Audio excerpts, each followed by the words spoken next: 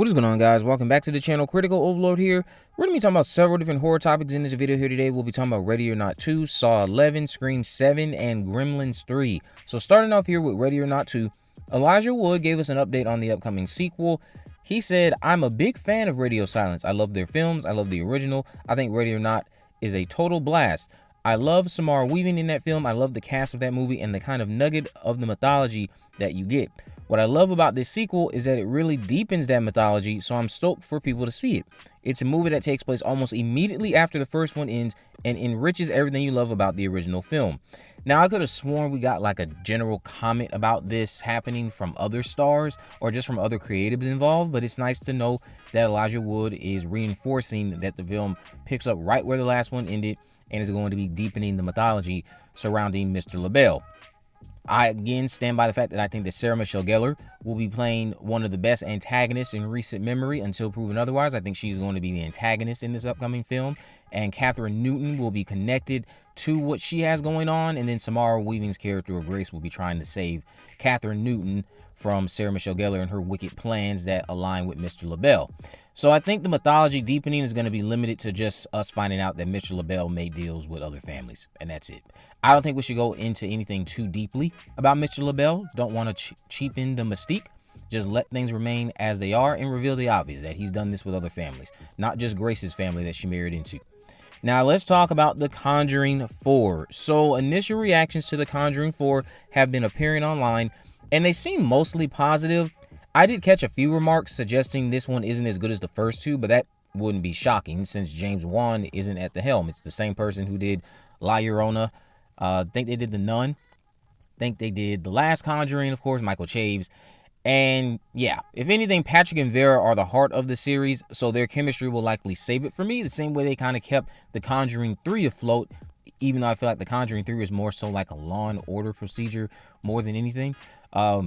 But I'm seeing the film Tuesday night, and then I'll have my review up on Wednesday when the embargo lifts. We know that this is intended to be the last mainline entry into the Conjuring franchise. It started all the way back in 2013, but I still think that we will see Ed and Lorraine Warren again in the TV series, or if not that TV series, we know that Hollywood loves to reboot things, and if the spinoffs don't work, they're going to bring Patrick and Vera back to play Ed and Lorraine once again, maybe 5 or 10 years down the line. Let's talk about Saw 11. So Oren Coles apparently said this about Saw 11. I got this information from Saw Space, another reliable source for information, but I think Oren actually gave these comments in a recent Fangoria interview. He said, "I purposely never asked Jason Blum what his idea is or future plans are for the franchise. There's an existing Saw 11 script, and it's really, really good. In the sale, they got that 11 script, so Blumhouse owns the script to Saw 11. So I don't want to give anything away in case he goes on to make it. Like I stated, we could very well still get that film. And now that I have been enlightened by this piece of information, I think that what we're going to get will still be that half reboot that's a sequel to the first movie, ignoring everything else. Tobin Bell's John Kramer is alive. They're making up for that mistake of killing him in Saw 3. I think that what we're going to get is a mixture of what was in the Saw 11 script just retooled into that sequel to the first movie, a new direct sequel to the first movie. So whatever they had planned for Cecilia and whoever else was in the Saw 11 script along with Cecilia, they'll just place those things onto a new group of characters. That is what I can see happening, because I can see when Saw 11 does inevitably come out, and if it's well received, or whether or not it's well received or not, but inevitably we'll start getting these interviews, these press runs, where somebody will mention, oh, this is actually all just a retooling of the script that was planned to be a sequel to Saw X, but we just reshaped it to be a direct sequel to the first film and eliminated some characters like Cecilia and some of the other things that would have made Cecilia more impactful in the screenplay, and just made all these new characters, but off of the basis of the Saw 11 script that already existed, which people wanted to see. Now, maybe they don't deliver that news to us too soon, because then people will be like, oh, well, why didn't you just give us that script? It probably would have been better, especially if the film ends up being poorly received.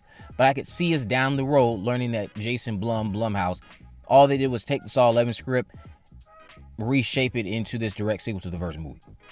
Now, let's talk about Scream 7. So Scream 7's trailer could be releasing online this month. Daniel RPK is the one reporting this. Some are suggesting it's attached to the Conjuring Last Rites, but Viewer Anon is saying otherwise.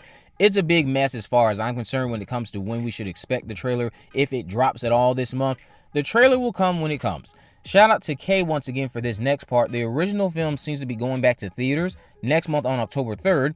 Now, this is the closest bit of proof that we have that would suggest we are close to getting the teaser, because it's very reminiscent of what was done with Scream 5, which also had a re-release of the original as part of its marketing, and the trailer dropped like right before or not too long after the re-release of the original film in theaters. So I do think between now and October, we will get a trailer or some sort of teaser. 3C Films has let us know that the trailer will show us a mental asylum, which aligns with something I've been discussing for months about the existence of a mental nut on the loose. And you know what I've been sharing about Gail and their involvement with said mental nut.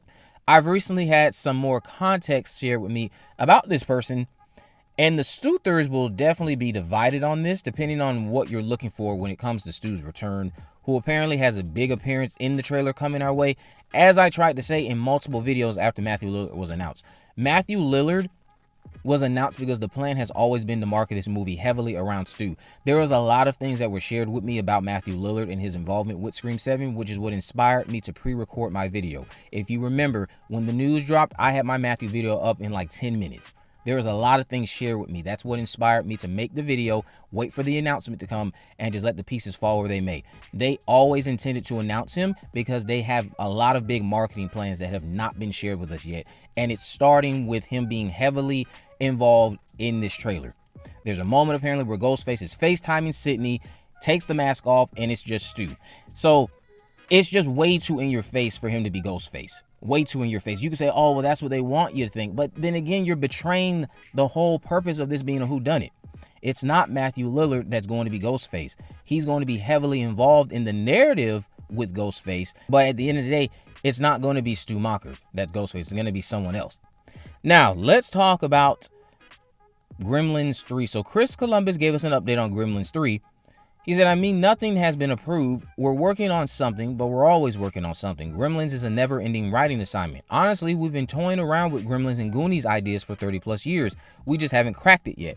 And Steven and I don't want to do a film that's not great. There has to be a reason for doing it. It has to be more than just, okay, we'll do great at the box office with the title. It has to be something that the fans are proud of, something that we're proud of, that also all the fans can say, okay, they did a great job on this film. So we're very specific about making sure it's great. He gave these comments to Games Radar recently, but that last part is so true.